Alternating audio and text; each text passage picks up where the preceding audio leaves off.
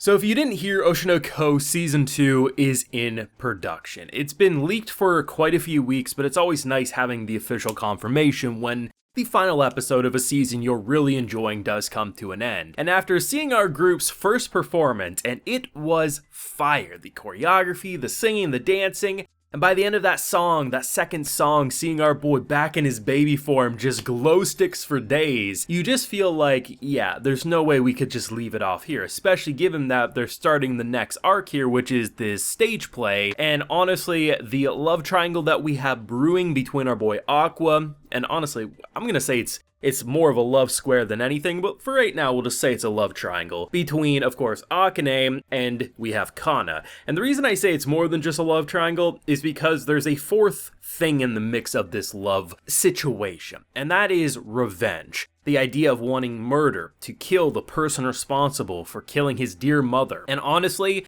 it doesn't matter which one you think he deserves to be with more. At the end of the day, our boy, the only thing he's in love with right now is murder. And I think there's arguments to be made which one he sometimes seemingly has a connection with more than others, but it doesn't change the fact that this is so much more than a typical who likes who situation. This is, our boy's in a very toxic mindset of simply wanting murder and revenge, and sometimes that normal used to be how he had attitude would kind of seep back in, but until that is dealt with, and potentially even if he does deal with it, can he really become a normal person again, especially living so many years thinking of nothing but revenge? And that's going to be a question for season 2 onwards, and I'm excited to see what they do. Now, full live reaction to this wonderful final episode is available on my Patreon. If you do want to see my full and cut thoughts to either this episode or any of the previous episodes, you can head on over there and consider supporting. Now, first things first, I do want to talk about this love situation, this love triangle, because it's interesting, right? So at current day here, we have a fake relationship between Akane as well as our boy Aqua. We can tell she is very much infatuated with him. I think that's crystal clear. And for him, there's been some moments he genuinely felt like he cares for her, but is it a love there? Probably not whatsoever. And could it be in the future? Potentially, who knows? But we know for sure she's going to be a key player in the revenge plotline. She is way too good at deduction. Either she's going to find things out herself about him, or he will eventually explain it to her. And in doing so, she will be involved in the revenge plotline. I feel like that's a given. So in doing so, if she is a major reason of either killing the father or helping get there, potentially that could blossom that into a more real relationship. But in terms of just at base level chemistry, who has he shown the most interest in? I think the argument is towards Kana. There's these moments where he feels normal. And I think what you could argue is that potentially Akane could be something that propels his murderous revenge plotline, but is that healthy where someone like Kana makes him feel back like he was when he was a kid, right? And I think there's arguments to be made on which one would be better for him or not. But at the end of the day, neither one of them is going to quote unquote win, because right now, the only thing he cares about is revenge. And it'll be interesting because we have the once proud child actress who everyone worshipped, and we now have the new one that everyone is currently worshipping. It is a very interesting situation. And while there's definitely some humor with Aqua's VA just kind of like calling out to both of them as they start being a little feisty towards one another, and him just being like neither one of them wants to lose,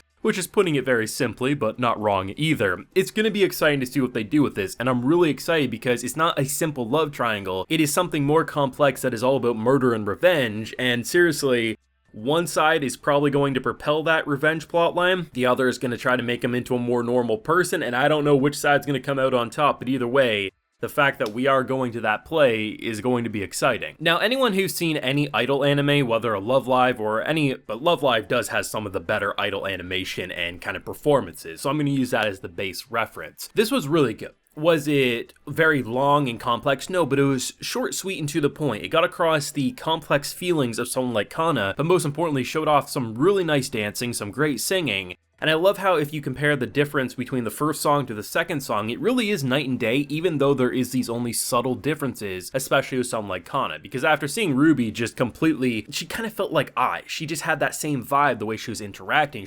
Which makes sense, she grew up watching her on TV before her death, and then she got to be raised by her. So of course she's going to embody everything that I used to represent. But Kana was interesting because what I thought was going to initially happen with the whole glow sticks, because each of them have a different color and there's no white in the crowd, which is what Cunha's color was. I thought what was going to happen was like over the course of this performance, like there'd be more and more whites in the crowd that would be like cheering her on, but instead they did something that was really sweet and nice. And even though he had all three colors, the idea that the first one she notices, which is in a singular hand, is the white glow stick, and he's doing the same baby performance.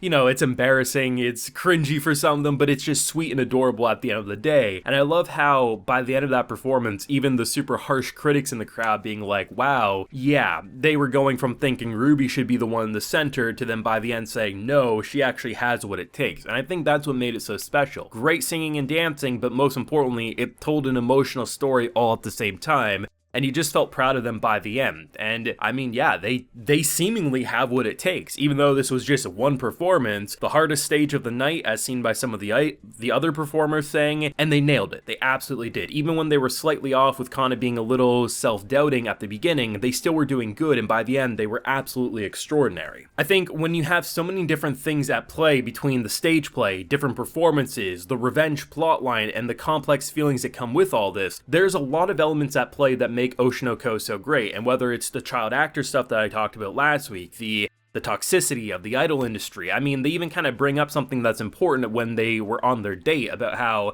you have to be careful. And obviously, she's right, she absolutely is. And it's easy to forget things like that, because if you just take a picture with your friend, your boyfriend, your girlfriend, doesn't matter, and you post social media, you're not really going to think much of it. But once you start getting more in the star spotlight, yeah, you shouldn't post things like that until well after the fact. You got to guard exactly where you're at, but most importantly, if you are going to do something like that, do it when you're well past the location so you don't have a stalker come in and do some crazy shit. And our boy has first-hand experience with stalkers and crazy shit. So yeah, it's a pretty real thing you have to consider. And I like the fact that they do bring that up, even though I think it's in that moment, it's Cunha, you know, very much inserting herself, being like, you know, she's a part of this love triangle, damn, and she's gonna make her situation work out for her. But it's some real dialogue all at the same time. And I think there's so many little things to appreciate about not only this episode, but the show as a whole and where it started, and that extra long episode just showing us that prologue, hooking us in, and the fact that the revenge plotline never comes across as edgy. Even though there was a pretty graphic ending to the first episode, at the end of the day, the revenge has corrupted our boy's mind. And it's constantly there, it's constantly eating away at him, and there's these moments of him showing care and compassion to people, whether pulling someone off a bridge, whether